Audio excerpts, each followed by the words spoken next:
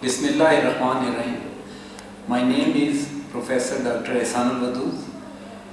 Today I will discuss with you the premalignant and malignant epidermal tumors.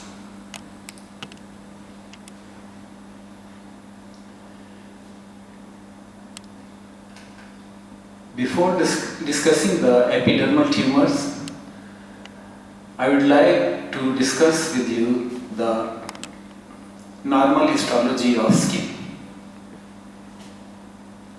As you know from your previous knowledge, histologically the skin is composed of two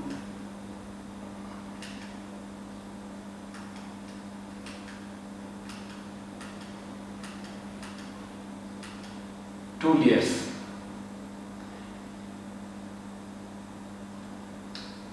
First, the superficial part is epidermis and the deeper part is dermis. The epidermis is composed of 5 layers. The superficial part in the upper part is stratum corneum, then comes the stratum lucidum, then stratum granulosum, a granular layer of the epidermis, and beneath it is stratum spinosum. And the deepest layer is the stratum basale, from where the epidermis arises. This skin is taken from a thick portion of the body, that is sole. Therefore, in this region, in the sole and palm, stratum lucidum is present, while in thin part of the skin, there is no stratum lucidum. And this is epidermis, this is dermis. This part of the dermis, which is close to the epidermis, is called papillary layer of the dermis. And these are the retiridges. These pointing structures are retiridges, and in between the retiridges, the part of dermis is called papillary dermis. This part from here to here is called papillary dermis. These are retiridges, this is papillary, and this part of the papillary dermis, which lies in between the two retiridges, is called dermal papilla. Another histological picture of the skin. This is pink part, eosinophilic part is stratum corneum, then this granular part is the stratum granulosum, then stratum spinosum, and the deepest part is stratum basale, and the lower and deep to the stratum basale is the dermis, papillary dermis.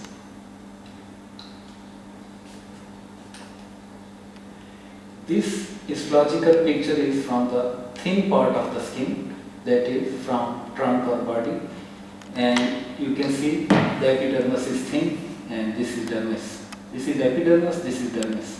Epidermis again contains, this is stratum corneum composed of keratins. Then this dark layer is stratum granulosum, and underneath is stratum spinosum, this is stratum basale. Dermis can be divided into 2 layers. The part which is immediate adjacent to the epidermis is called papillary dermis, papillary layer of the dermis. And it also lies in between the dermal papillae, and these dermal papillae, it contains blood vessels. Blood vessels are also present in the lower papillary dermis and in the reticular. This deeper part of the dermis is called reticular dermis, and the pink structures are collagen fibers, and some scattered fibroblasts are also seen. Before discussing the epidermal tumors of the skin, certain terms must be clear to you, because these terms come again and again while studying the disease of the skin. The first term, macroscopic term, is excoriation. Excoriation means traumatic breaking of the epidermis. Another term which comes again and again in the disease of the skin in dermatology is lichenification. Meaning of lichenification is thickening and roughening of the skin. There is another term which is called macule. Macule is a circumscribed flat lesion. It is a flat lesion. Macule is a flat lesion. Usually the size is 5 mm. Another term is onycholysis, and this phenomena is seen in psoriasis. It is the separation of the nail plate from the nail bed. Another term, microscopic term, is papule. Papule is an elevated, dome-shaped or flat-topped lesion. Papule is usually a raised lesion. These are certain other macroscopic terms. Pustule, as the name indicates, it contains pus. Pustule is a pus-filled raised lesion of the skin. Scale. Scale is a dry, horny, plate-like excrescence. Vesicle. Vesicle is a fluid-filled raised lesion. Any raised lesion which contains fluid is called vesicle, and there are two types of vesicles. There is another type of vesicle. If the size of the vesicle is more than 5 mm, it is called bulla. If it is less than 5 mm, it is called vesicle. And these both, vesicle and bulla, they are grouped together under the heading of blister. Blister is a fluid containing raised lesion, and usually it contains serum or plasma-like material. Blister is again divided into two. If the size is less than 5 mm, then it is vesicle. But if the size of the vesicle or blister is more than 5 mm, then it is called bulla. Another macroscopic term is wheal. Wheal is a itchy, transiently elevated erythematous lesion. Wheal is usually erythematous. Now we'll discuss certain microscopic terms. In the previous slide I have discussed macroscopic terms. Now I will discuss microscopic terms. Acantholysis. Acantholysis is basically loss of intercellular cohesion between the keratinocytes. The epidermal cell, they are united with each other in a cohesive pattern, but if they are separated from each other due to some abnormality, and they are sloughed, and this process of separation of the keratinocytes from each other is called acantholysis. Dyskeratosis, as the name indicates, this means abnormal. Normally the keratin is present in the stratum corneum, but if the process of keratinization is seen in the deeper layer, then it is called dyskeratosis. You can call it as premature keratinization. Dyskeratosis means pink or eosinophilic cytoplasm of the keratinocytes in the basal or spinosum. This is dyskeratosis. Erosion is a discontinuity or discontinuous skin with incomplete loss of epidermis. It is a superficial phenomenon. The epidermis is lost and there is incomplete loss of epidermis. Exocytosis. Exocytosis terms means infiltration of the epidermis by inflammatory cells.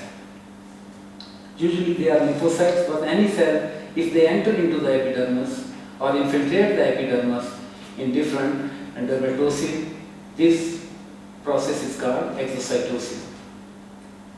Hydropic swelling, as the name indicates, ballooning. It is basically intracellular edema. Swelling of the cells is called hydropic swelling if it is due to edema of the cells. Hypergranulosis. It is hyperplasia of the stratum granulosum. If stratum granulosum is thickened or hyperplastic, this is called hypergranulosis.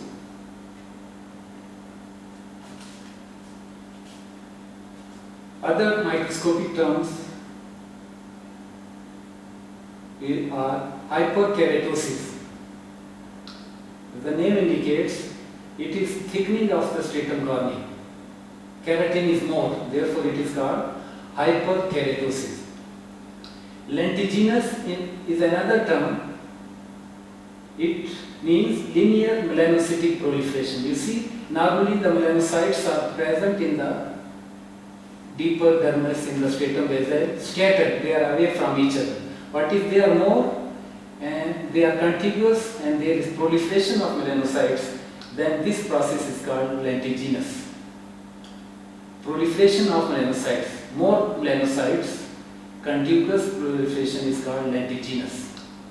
Another term is papillomatosis. It is surface elevation of the skin caused by hyperplasia and enlargement of the contiguous dermal papillae, finger-like projection, enlargement of the dermal papillae. Parakeratosis, this is very important term and this must be clear to you. It means keratinization with retained nuclei. Normal, the keratinized part, that is stratum corneum, there are no nuclei in hyperkeratosis. But if the keratin layer contains retained nuclei, this process is called parakeratosis. Keratinization with retained nuclei is termed as parakeratosis. Spongiosis. Spongiosis means intercellular edema of the epidermis. Intercellular edema of the epidermis is called spongiosis, and this phenomena is seen in eczema, eczematous dermatitis or spongiotic dermatitis. Then ulceration. Ulcer is a deep process. It is discontinuity of the epidermis and part of the dermis and sometimes subcutaneous tissue. Ulceration means discontinuity, complete discontinuity of the epidermis, part of dermis and sometimes subcutaneous tissue is called ulceration. It is a deep process, erosion is a superficial process. Vacuolization, as the name indicates, there are vacuoles. Formation of vacuoles within or adjacent to the cell. Vacuolization means presence of vacuoles in the deeper cells or adjacent to the cell at the dermo-epidermal junction. This is another diagram showing different layers of the skin, and you can see different tumors of the skin. They arise from different parts of the skin. Squamous cell carcinoma arises from the epidermal cells, usually spinosum, but it can be basal. Basal cell carcinoma, it arises from the basal layer, and melanocytic proliferation, lentigo or nevus or melanoma, they arises from the melanocytes. These are scattered cells, these are melanocytes. See? And melanocytes give rise to either nevus, lentigo or melanoma. Actinic keratosis. Now, first of all, we will discuss the pre-malignant condition of the skin. Actinic keratosis. Actinic keratosis is also called solar keratosis. This term indicates that this phenomena is related to the ultraviolet light or light, and this is seen in the sun-exposed areas of the skin. This lesion of actinic keratosis is usually rough, dry or scaly patch of skin. As I told you, it occurs in the sun-exposed areas of the skin, sun-damaged areas. The size is usually less than 1 centimeter, and the color is tan brown, red or skin colored. Consistency of this lesion is rough and sandpaper-like. And in some of the cases of actinic keratosis, horn-like structure develops, and this horn is called cutaneous horn, just like horn of animals. You see, this is the patch of actinic keratosis in an elderly patient in the forehead. This is forehead, these are eyes, and this patch is actinic keratosis in the forehead. Another patch of skin, actinic keratosis on the cheek, a rough raised wart-like lesion, actinic keratosis, sun-exposed area such as cheek. This is the cutaneous horn, the pinna of the ear, you see. Basically it is actinic keratosis and it has developed horn-like structure. This is cutaneous horn, and if you perform the histology of this lesion, you will see columns of keratin. But in the base of the lesion, it is important to see whether malignant change has occurred or not. Histologically, if you examine the base of this cutaneous arm, you may get change, malignant change in the form of squamous cell carcinoma. Morphology.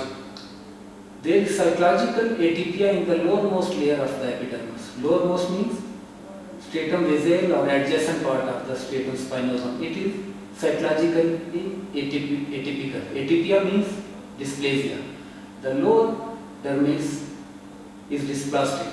Cytological atypia in the lower epidermis, such as stratum basale. And dyskeratosis is also seen. Dyskeratosis means abnormal or premature keratinization in the deeper layer of the epidermis. Normal keratosis is present in the stratum corneum, but if it is present in the deeper part, this process is called dyskeratosis. Hyperplasia of the basal cell. Basal cells are sometimes increase in number, so you may get hyperplasia of the basal cell. Hyperkeratosis is also seen. That is, stratum corneum is thickened, but the important point is parakeratosis. Parakeratosis means the keratin layer, it contains nuclei. Retention of the nuclei in the keratin is called parakeratosis. Retained nuclei in the keratotic part is called parakeratosis. You may get atrophy, thinning of the epidermis, and sometimes the dermis shows elastosis. Elastosis means elaboration of the elastic fibers by fibroblasts in the dermis. Now these are the cytological changes, but important one are three. Cytological atypia in the deeper part, parakeratosis and elastosis. If you remember these three, these are enough. Actinic keratosis, atypia is there, parakeratosis is there, and dermis shows elastosis. But you may get hyperkeratosis and hyperplasia of the basal cell and sometimes atrophy. This is the histological view of the actinic keratosis, patch of actinic keratosis. This is epidermis and this is dermis. You see, this epidermis, it contains in the superficial part parakeratosis. You see, the keratin layers, it contains these bluish elongated structures are retained nuclei.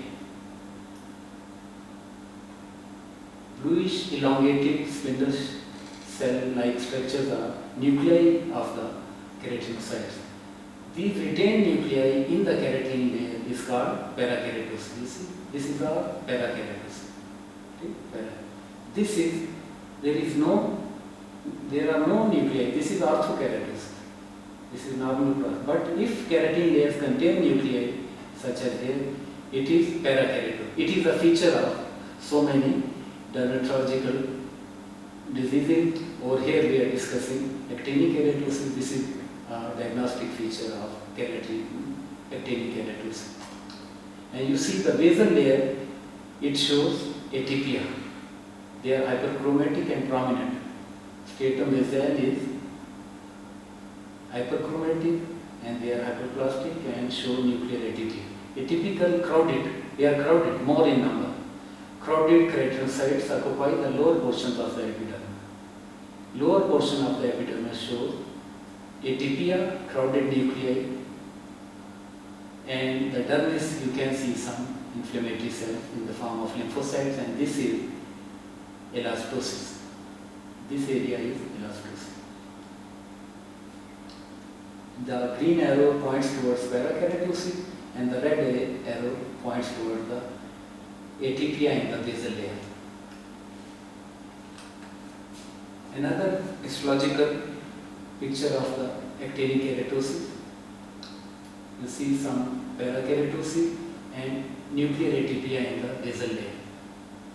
Keratinocytes are atypical. They are enlarged, hyperchromatic, showing loss of polarity. Over here again you can see hyperchromatic cells, some nuclear polymorphism. This is nuclear atypia. But the basement membrane is intact. Okay? And this is elastosis. This pale area is elastosis. Elastosis is also seen in the actinic keratosis. And these are the dermal vessels and some lymphocytes in the lower dermis. Now we come to the squamous cell carcinoma, malignant disorders of the epidermis. We have discussed the pre-malignant, now we come to the malignant or invasive disorders of the skin. First of all, and most importantly, squamous cell carcinoma. This is the second most common tumor on sun-exposed areas of the skin. You see, second one is the first most common tumor of the skin is basal cell carcinoma, but the second most common malignant tumor is squamous cell carcinoma. The incidence is higher in males, and if the lesion is small and resectable, if the patient presents early, it is small and resectable, less than 5% metastasize. Therefore, importance of early diagnosis is here. If you remove it early and if they are small, then only 5% get metastasis. What is the pathogenesis of squamous cell carcinoma? There are certain hypotheses. One is exposure to ultraviolet light. What happens? The ultraviolet light, it damages the DNA of the epidermis and causes mutations. And these mutations then leads towards proliferation of the cell and formation of cancer cells. Squamous cell carcinoma is also associated with immunosuppression. Those patients who get chemotherapy for cancer, they are immunosuppressed. Patients who get transplants such as renal transplant or other transplants, liver transplant, they are also immunosuppressed, and these patients can develop squamous cell carcinoma. A mutation in p53 is also seen in squamous cell carcinoma, and rarely you may see infection by human papillomavirus 5 and 8. The viruses are, you see, nowadays they are being discussed, but these are DNA viruses. You see the ultraviolet light, how it damages. Initially, at subclinical actinic keratosis, there is no clinically apparent lesion, but damage is there. The ultraviolet rays of the skin, they damage the basal keratinocytes. But if exposure persists, it can cause full thickness damage to the skin, and the basal layers, they show atypia, and this actinic keratosis develops. If this lesion persists, ultimately it is going to invade the dermis and changes into squamous cell carcinoma. So there is a sequence. This ultraviolet rays causes initially subclinical actinic keratosis, then actinic keratosis, and ultimately it can lead towards squamous cell carcinoma.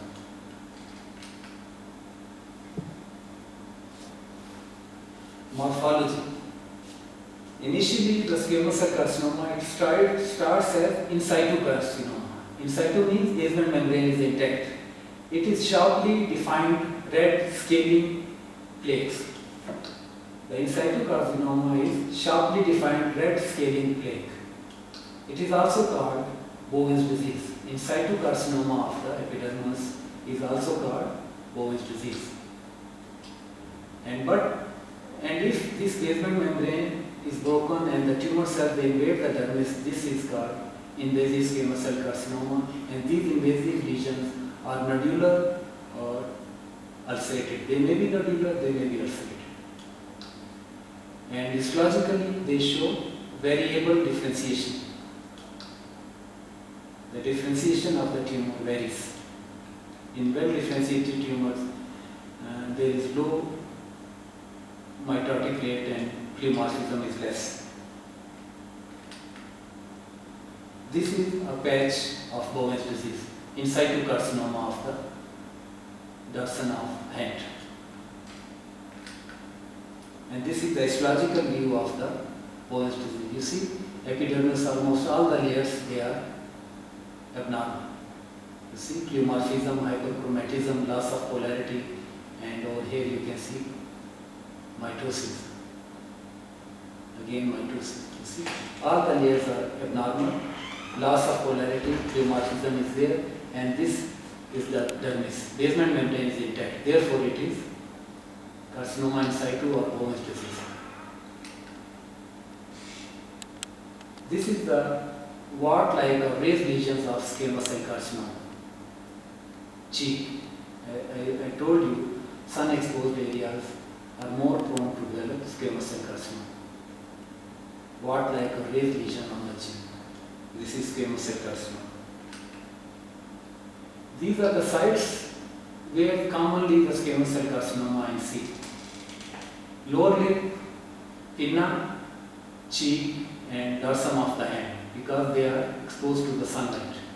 Lower lip is more commonly involved by squamous cell carcinoma as compared to upper lip. In upper lip, basal cell carcinoma is seen. You see, they can present as rough, scaly red patch. The squamous cell carcinoma of the lip, initially it can present as a patch, rough patch. So it can be confused with cheilitis. Or it can present with ulcer, open sore. The margins are raised. And then crusted nodule with crust. It can present as a crust. Or it can present as a raised wart-like bumpy lesion on the hand. These are various types of presentations of the squamous cell carcinoma.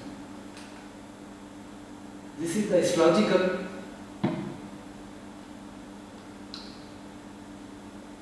picture of squamous cell carcinoma. See? These are lobules or masses and tongues and cord-like structures, infiltrating cord-like structures, lobules, islands of squamous epithelial cells. You see, they are infiltrating the stroma. The stroma is composed of fibrous tissue and some inflammatory cells are there, and these masses of cells are diagnostic of squamous cell carcinoma. This big mass shows in the central part keratinization, and this type of keratinization, which forms a word-like structure, is called keratin pearl. See, keratinization is seen. This is keratinized squamous cell carcinoma. Some of the squamous cell carcinoma, such as in squamous cell carcinoma, the common are non-keratinizing, but in the skin, keratinizing are more common. Keratinization is there. Over here, some keratinization you can see. And this structure is keratin pearl. This is well-differentiated squamous cell carcinoma. Islands, tongue-like structures, infiltrating cord-like structures, infiltrating the stroma, and this is squamous cell carcinoma, and these are blood vessels, congested, dilated blood vessels in the stroma. Another histological view of squamous cell carcinoma, these are masses of cells, atypical squamous epithelial cells, and they are forming this whorl-like structure, concentric whorl-like structure and containing some retained nuclei, and this structure is called keratin pearl. This is again keratin pearl. This is very good, a small, beautiful keratin pearl. This keratin pearl, over here it is going to form keratin pearl. Over here it has formed a very well-formed keratin pearl. This keratin pearl is a feature of well-differentiated squamous cell carcinoma. In well-differentiated squamous cell carcinoma, you see more keratin pearls, less pleomorphism, and few mitosis. Mitotic figures are few, pleomorphism is less, but keratin pearls or keratinization is marked. This is well differentiated squamous cell carcinoma. It has got good prognosis. Again, squamous cell carcinoma, masses of cells, keratinization is going to start but not well formed. Another view of the squamous cell carcinoma, and you can see in the stroma infiltration by lymphocytes. And this shows the reaction of the body against tumor. Another term, although it is not a malignant tumor, but it comes in the differential diagnosis of squamous cell carcinoma, therefore I am discussing over here. Keratoacanthoma. Keratoacanthoma is a tumor or tumor-like condition in which there is rapid growth